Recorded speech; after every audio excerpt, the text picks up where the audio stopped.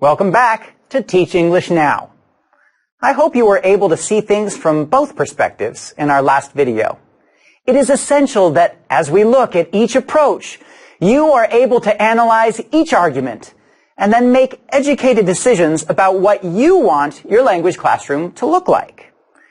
In this video, we want to take a look at some of the techniques that have their foundation in the grammar translation approach, and that may, believe it or not, prove useful in today's context. There are several techniques that we might say were originally derived from, or at least in constant use, by those using the grammar translation approach. Did you notice any? To be honest, most teachers nowadays don't generally use back translation. That was the technique that our dear old professor mentioned briefly. In back translation, a learner is asked to take a text in an original language, turn it into their native language, and then turn it back into the original language. This was supposed to help learners precisely understand language forms and vocabulary. The idea was that every word in one language has a proper substitute in another. This idea that every word or phrase has a precise translation has been challenged in later research. And for most language researchers, myself included, that simply isn't true. Reading comprehension questions. But now let's talk about some of the techniques that we do still use. One of the common activities in a grammar translation classroom is the use of reading comprehension questions, and a whole variety of comprehension question types. The idea is that a well-worded question can help a teacher know if students really understand the meaning of a vocabulary word, a sentence, a paragraph, or an entire story. Comprehension questions can engage students in understanding tone, plot, characterization, and setting. Comprehension questions can also move students beyond what is understood, can lead students to apply the questions to real-life situations.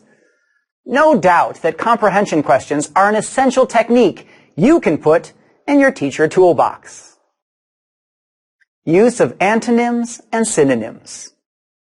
Other useful techniques include the analyzing of vocabulary by looking at antonyms and synonyms.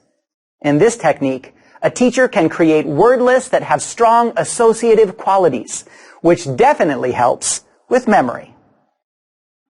Use of cognates.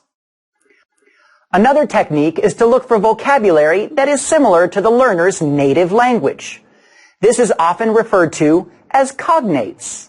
Finding cognates has a way of lessening the burden of understanding some words and giving students information for which they are already familiar. Many teachers today rely on cognates, especially teachers who are teaching students with similar language backgrounds. I myself don't use cognates much, since I have speakers from many different language backgrounds in a single class. Fill in the blanks and writing compositions. Grammar translation teachers also used other activities that you will see in today's world, such as fill-in-the-blank activities, which I am guessing everyone has had experience with, and also writing compositions, especially as forms of summative assessment. I definitely do that too. Although, can you imagine writing a 5-page paper in Latin? That sounds tough.